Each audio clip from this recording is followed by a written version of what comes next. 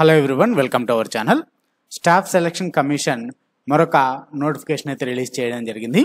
Inter qualification 10+2 క్వాలిఫికేషన్తో central గవర్నమెంట్లో అనగా staff selection commission release చేసినటువంటి నోటిఫికేషన్ అనేది సిహెచ్ఎస్ఎల్ నోటిఫికేషను. సో దీంట్లో మీకు జాబ్ వచ్చినట్టయితే 90,000కు పైగానే జీతం ఉండేటువంటి అవకాశం ఉంది. ఇందులో మొత్తం 3,131 ఖాళీలు ఉన్నాయి. దీనికి ఎటువంటి ఎక్స్పీరియన్స్ అవసరం లేదు.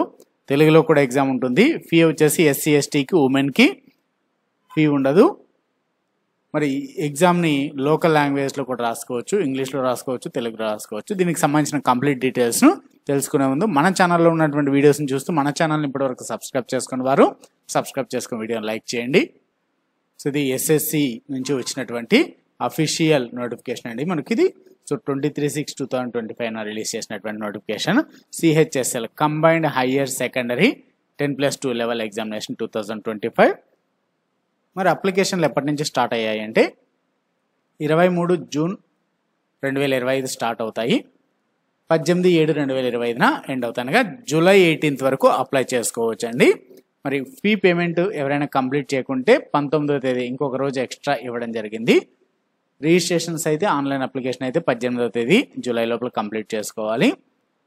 కరెక్షన్స్ ఏమైనా ఉంటే జూలై 23, జూలై 24 ఈ 2 రోజులు సమయం ఇవ్వడం జరుగుతుంది. దీనికి టైర్ 1, టైర్ 2 ఎగ్జామ్స్ ఉంటాయి.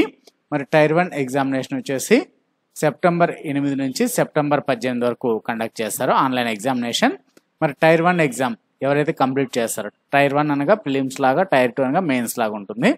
మరి టైర్ 2 ఎవరైతే టైర్ 1 కంప్లీట్ చేసిన వాళ్ళకి ఫిబ్రవరి లేదా మార్చ్ 2026 ఉండాలండి. 2025 అని ఇచ్చారు, 2026 ఉంటుందండి. ఫిబ్రవరి, మార్చ్ లేదా 2026లో ఉంటుంది. హెల్ప్ లైన్ నెంబర్ కూడా ఉంది ఇది. మరి పే స్కేల్ వచ్చేసి దీంట్లో మీకు 3 రకాల పోస్టులు ఉన్నాయండి. లోయర్ డివిజన్ క్లర్క్ ఎల్డీసీ, అలానే లేదా జూనియర్ సెక్రటేరియట్ అసిస్టెంట్. ఇది పే లెవెల్ 2 19,900 నుంచి 63,200 వరకు ఉంటుంది శాలరీ. అలానే డిఈఓ డేటా ఎంట్రీ ఆపరేటర్, దీని పే లెవెల్ 4. ఇది 25,500 నుంచి 81,100 వరకు ఉంటుంది. ఇది లెవెల్ 4. లెవెల్ 5 వచ్చేసి 29,200 నుంచి 92,300 వరకు ఉంటుంది. అలానే డేటా ఎంట్రీ ఆపరేటర్కి వచ్చేసి గ్రేడ్ ఏ, పే లెవెల్ 4. ఇది 25 నుంచి 81,000 వరకు ఉంటుంది. సో దాదాపు హైయెస్ట్ అయితే 92,300 వరకు శాలరీని మీరు తీసుకోవచ్చు. మరి వేకెన్సీస్ వచ్చేసి 3,131 ఉన్నాయి. బట్ అప్రాక్సిమేట్ వేకెన్సీస్ ఉన్నారు. మేబీ ఇంకా ఇంక్రీజ్ అయ్యేటువంటి అవకాశం కూడా ఉంది. మరి ఏజ్ లిమిట్ ఎంత ఉండాలి అంటే, ఏజ్ లిమిట్ క్యాల్కులేట్ చేసేది మీకు జనవరి 1, 2026కి క్యాల్కులేట్ చేస్తారు.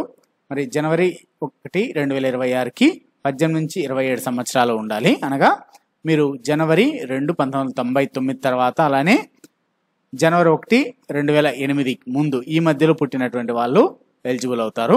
మరి ఎస్సీ ఎస్టీస్కి 5 years, ఓబీసీకి 3 years, పీడబ్ల్యూడీ అన్రిజర్వ్డ్కి 10 years, ఓబీసీ పీడబ్ల్యూడీకి 13 years, ఎస్సీ ఎస్టీ పీడబ్ల్యూడీకి 15 years ఉంటాయి, ఎక్స్ సర్వీస్ మెన్కి 3 years. సో ఇలాగా as per the reservation rule ప్రకారం రిజర్వేషన్స్ అయితే అందరికీ ఆ కేటగిరీ వాళ్ళకి ఉంటాయి. అయితే మీరు ఆన్లైన్లో ఫిలప్ చేసేటప్పుడు మీ 10th క్లాస్ ఆర్ మెట్రికులేషన్లో ఏ విధమైన డేట్ ఆఫ్ బర్త్ ఉందో అదే ఎంటర్ చేయాలండి. సో కాబట్టి మీరు జాగ్రత్తగా గుర్తుపెట్టుకోవాలి. So date of birth enter చేసేది మీ యొక్క 10th మార్క్స్ కార్డులో ఉన్నదే ఎంటర్ చేయాలి. మరి ఎడ్యుకేషన్ క్వాలిఫికేషన్ ఏముండాలంటే, so data entry operator DEO grade A వచ్చేసి 12th పాస్ అయి ఉండాలి. దేంట్లో అంటే సైన్స్ స్ట్రీమ్లో. దీంట్లో మీకు అంటే ఇంటర్లో మీకు మ్యాథ్స్ అనేది వన్ ఆఫ్ ది సబ్జెక్ట్ అయి ఉండాలి.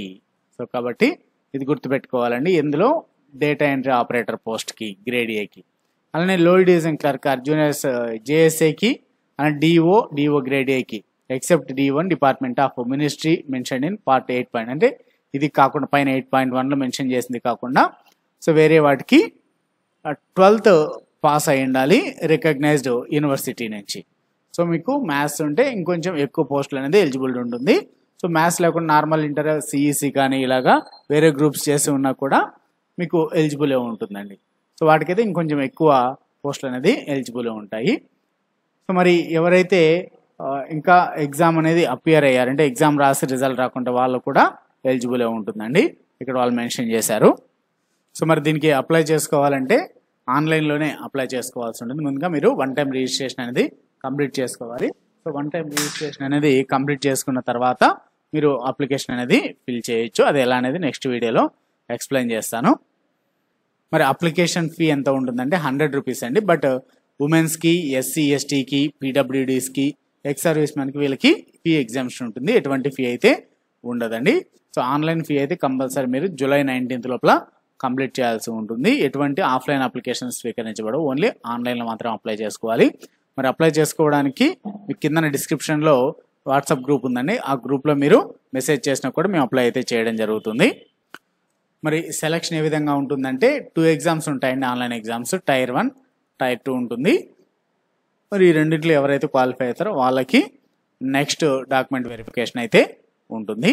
సో ఇవి కంప్లీట్గా 10+2 బేస్ మీదే ఉంటాయి. టైర్ 1 సిలబస్ వచ్చేసి మీకు టైర్ 1 వచ్చేసి 25 క్వశ్చన్స్ ఇస్తారు. ఇంగ్లీషు 50 మార్క్స్కి ఉంటుంది. General intelligence, so next quantitative aptitude ఉంటుంది, జనరల్ అవేర్నెస్ ఉంటుంది. ఈచ్ అండ్ ఎవ్రీ సెక్షన్లో 25 క్వశ్చన్స్ ఉంటాయి, 50 మార్క్స్ కండి. సో టోటల్ 60 మినిట్స్ అంటే 1 అవర్ అయితే టైం అయితే ఇవ్వడం జరుగుతుంటుంది. సో టైర్ 2 తర్వాత మీకు నెక్స్ట్ స్కిల్ టెస్ట్ ఉంటుందండి, typing test. So typing test కూడా పాస్ అవ్వాల్సి ఉంటుంది. ఇది మీకు ఇంగ్లీష్ ఆర్ హిందీ మీ ఇష్టం, అప్లై చేసేటప్పుడు ఏదైనా కూడా తీసుకోవచ్చు. డీటెయిల్స్ సిలబస్ని కూడా మీకు నెక్స్ట్ వీడియోలో ఎక్స్ప్లెయిన్ చేయడం జరుగుతుంది. సో మరిన్ని ఇటువంటి అప్డేట్స్ కోసం మన ఛానల్ తప్పకుండా సబ్స్క్రైబ్ చేసుకోండి.